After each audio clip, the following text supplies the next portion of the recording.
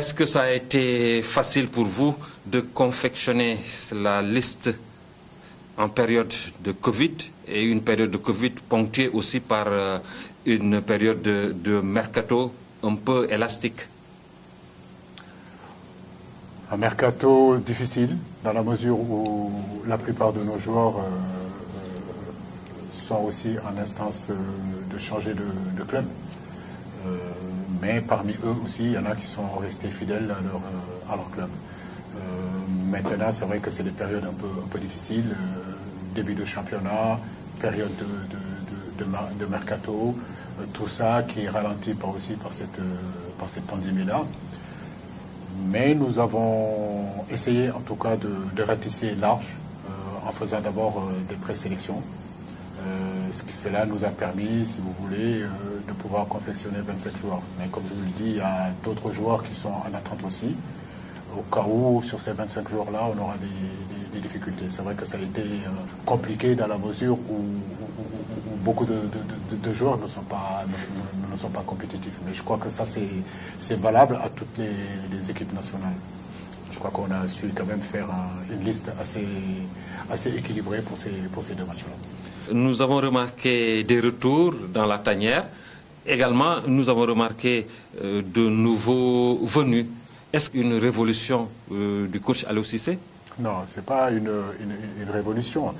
Je crois qu'aujourd'hui, nous avons un potentiel énorme. Nous avons un réservoir énorme. Et puis, ces deux matchs amicaux, ou bien la plupart des matchs amicaux, doivent nous servir aussi de donner la possibilité à d'autres joueurs d'arriver. Tout à l'heure, je parlais des difficultés que nos joueurs ont dans ce mercato-là. C'est le cas de Pape Aliou Ndiaye, c'est le cas de Pape Soiré, c'est le cas de Diao Keita Baldé. Donc, je pense que c'était le moment pour nous de voir d'autres joueurs. C'est le cas de Joseph Lopi. C'est un garçon qu'on suit depuis un bon bout de temps. C'est un garçon que le football sénégalais connaît très bien. Il a tardé à retrouver son meilleur niveau du fait qu'il a été souvent blessé.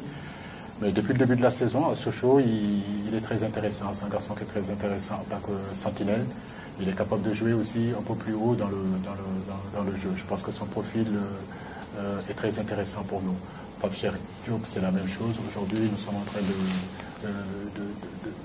de revoir encore ce milieu de terrain, apporter un peu plus de créativité dans ce milieu-là. C'est un garçon qui est très créatif, c'est un garçon qui a quelque chose de très intéressant. Et comme il a souhaité lui aussi venir intégrer l'équipe nationale du Sénégal, je pense que le moment était venu pour lui.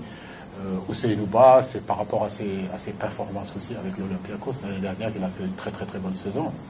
Et je crois que c'est normal aussi qu'il soit là. Clément Diop, c'est un garçon qui était là, qu'on avait convoqué aujourd'hui, il a beaucoup de temps de jeu à l'Impact de Montréal, donc on l'a fait revenir.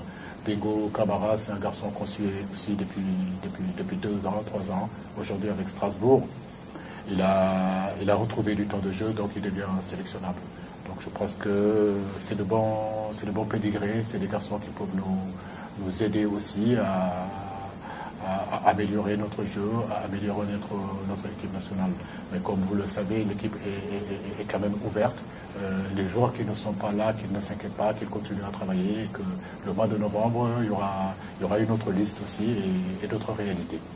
Vous avez tenu à jouer ces 2 matchs amicaux malgré le contexte très compliqué. Pourquoi ces matchs sont si importants pour vous? Parce que le contexte, comme vous le dites tout à l'heure, est différent. Aujourd'hui, nous allons vers des horizons où on ne maîtrise absolument rien du tout. Je pense qu'aujourd'hui, personne dans ce contexte-là a cette expérience-là dans l'organisation et dans la logistique. Nous jouons au mois de novembre. Ça, c'est des matchs officiels, ce n'est pas des matchs amicaux. Je pense que c'était important, en tout cas avec Augustin Senghor, avec la fédération, de pouvoir installer ces 2 matchs-là qui nous serviront, si vous voulez, j'ai envie de dire, d'essayer en tout cas, et puis de voir les difficultés qu'on va rencontrer dans ces 2 matchs-là, parce qu'on n'aura pas le droit de se tromper sur les matchs officiels. C'est vrai que c'est des contextes difficiles, mais tout le monde est dans ce contexte-là. Nous devons vivre avec, essayer de nous adapter, et à la fin de ces 2 matchs-là, on fera un point sur tout ce que nous avons fait. Mais je crois que l'équipe nationale doit jouer. Et c'est le moment de le faire. Il ne faut pas attendre jusqu'au mois de novembre. Là, c'est des matchs officiels. On n'aura pas le droit de l'erreur. Maintenant, je pense qu'avec ces 2 matchs amicaux-là, je ne dirais pas qu'on a le droit à l'erreur. Parce que vous savez, il y a des protocoles FIFA qu'il faut respecter. Il y a beaucoup de choses qui ont changé aujourd'hui dans l'organisation du football. Et on ne peut pas rester comme ça sans rien faire. Pendant ce temps-là, les autres sont en train de jouer, les autres sont en train de préparer. Je comprends, certains vont dire que ce n'est pas le moment de jouer au football, mais moi je pense que la vie doit continuer malgré aussi cette pandémie.